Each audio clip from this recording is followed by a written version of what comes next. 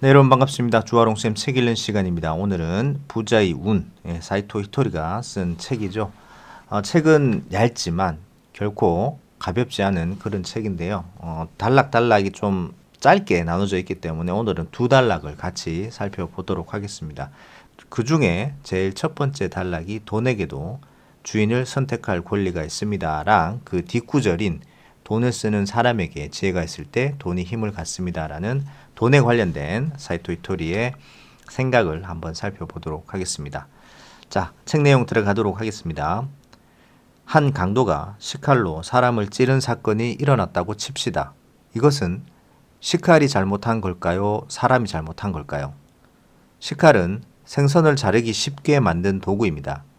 사람을 찌르기 위해 만든 것이 아니죠. 여러분도 다 아시겠지만 사람이 상처를 입었다고 해서 식칼한테 잘못이 있는 건 아닙니다. 따라서 두말할 필요도 없이 식칼로 찌른 사람의 잘못이지요.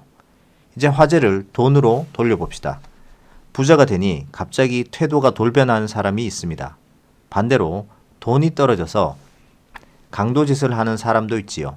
그렇다면 이는 돈의 잘못일까요? 사람의 잘못일까요? 물론 이 경우에도 태도가 변해버린 사람, 강도짓을 한 사람이 잘못한 겁니다. 그런데 이때도 저 사람은 돈 때문에 변했어 라고 말하는 분이 있습니다. 심지어 돈 때문에 저 사람은 범죄를 저질 수밖에 없었던 거야 라며 두둔하는 경우도 있고요. 하지만 제가 볼 때 이런 논리는 식칼로 사람을 찔러 상처를 입힌 것은 식칼 때문이다 라고 주장하는 것과 마찬가지입니다. 자동차 중에는 굉장히 힘이 센 차가 있습니다. 그런데 이런 차를 운전할 때는 나름의 기술이 있어야 합니다. 그러지 않으면 금방 다른 차와 충돌해 버릴 테니까요. 남자 중에는 이런 차를 몰고 술에 돌진하는, 다시 말해 술에 돈을 왕창 퍼붓는 사람이 있는가 하면 여자 중에는 명품에 빠져 돈을 물쓰듯 하는 사람도 있죠. 돈이라는 것은 엄청난 힘을 가진 자동차와 같습니다. 하지만 운전 기술도 없는 사람이 이런 차를 몰다가 사고를 낸 경우에도 운전이 서툰 사람의 잘못이지 자동차의 잘못은 아닙니다. 돈에 대해 나쁘게 말하는 것은 그 사람의 자유입니다만 누군가 당신에게 더럽다느니 나쁜 놈이니 하면 그 사람과 같이 있고 싶겠습니까? 돈도 마찬가지입니다. 돈에게도 자신의 주인을 선택할 권리가 있는 겁니다. 저는 돈을 좋은 것이라 생각합니다. 신이 인간에게 준 최고의 아이디어 중 하나라고 여기지요. 왜냐고요? 돈이 없으면 옛날처럼 물물 교환을 해야 합니다. 도쿄에서 오사카까지 가는데 쌀가마가 필요하다고 생각해 보세요. 신은 인간들을 고생시키지 않기 위해 화폐라는 아이디어를 준 겁니다. 돈이 신의 배려에 의해 생긴 아이디어라고 생각하면 감히 돈에 대해 더 이상 나쁜 말을 할 수 없을 겁니다. 또 돈을 좀 더 소중히 다루게 되겠지요. 두 번째 단락입니다. 돈을 쓰는 사람에게 지혜가 있을 때 돈이 힘을 갖습니다. 돈에 대한 가치관을 확립한 건 언제쯤입니까? 예전에 어느 잡지사 기자가 이런 질문을 하더군요. 그때 저는 이렇게 대답했습니다. 어렸을 적에 부모님으로부터 용돈을 받으면 흘리지 않고 가게까지 잘 들고 가서 과자를 사오곤 했습니다.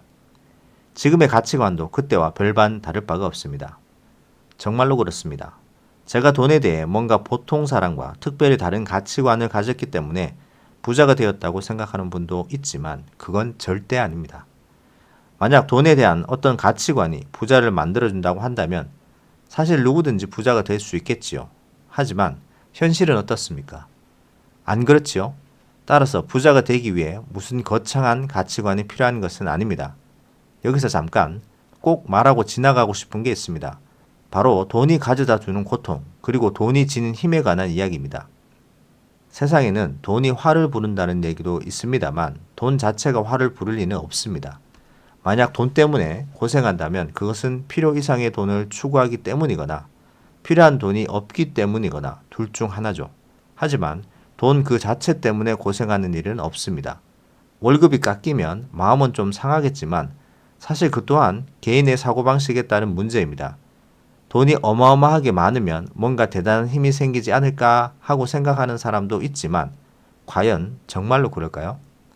최근 몇천억 원이나 되는 세금으로 전국 각지에 호텔 수준의 보양시설이 세워졌지만 그렇게 많은 세금이 제대로 활용되었던가요? 유감스럽게도 그러지 못했습니다. 폭포수를 소주잔으로 받으면 소주잔만큼의 물만 받을 수 있지요. 만약 양동이로 받는다면 양동이 크기만큼의 물만 받을 수 있고요. 돈도 마찬가지입니다. 돈을 쓰는 사람에게 지혜가 있을 때 비로소 돈이 힘을 갖는 법입니다. 비록 적은 돈이라도 그것을 쓰는 사람에게 지혜가 있으면 그 돈은 힘을 발휘할 수 있습니다. 지금 당장 몇억 원이라는 돈이 없어도 끼니를 거르고 있는 사람에게 빵 한 조각이로 내줄 수 있다면 그 돈은 힘을 얻게 됩니다. 비록 빵 한 조각일지라도 그걸 받는 상대방은 매정한 세상인 줄 알았는데 아직 정이란 게 살아있구나. 포기하지 말아야지 하고 마음을 고쳐먹고 앞으로 열심히 살아갈 수도 있지 않겠습니까? 빵 한 조각의 가격은 얼마 안 될지 모르지만 이럴 때는 엄청난 힘을 발휘하는 것이지요. 돈 자체에 무슨 대단한 힘이 있는 건 아닙니다. 그 돈을 어떻게 활용할지 생각하고 돈을 활용하는 지혜를 갖게 되었을 때 비로소 돈은 자신의 진정한 힘을 드러냅니다. 자, 여기까지 두 단락을 간단하게 살펴봤습니다. 책이 읽어드린 것과 같이 단락단락이 굉장히 짧습니다. 그러나 어떤 돈에 대한 그리고 사업에 대한 여러 가지 생각을 할 수 있는 좋은 책이기 때문에 부자의 운, 비록 뭐 일본 사람이 쓰긴 썼습니다만은 좋은 책 내용에는 작가가 상관이 없다라고 얘기를 하는 것과 같이 여러분들이 이 책에서 얻을 수 있는 부분을 얻으셔서 투자에 그리고 생활에 적용해 보시는 여러분들이 되셨으면 좋겠습니다. 도움 되셨다면 구독, 좋아요 많이 부탁드립니다. 오늘도 즐거운 하루 되십시오. 감사합니다.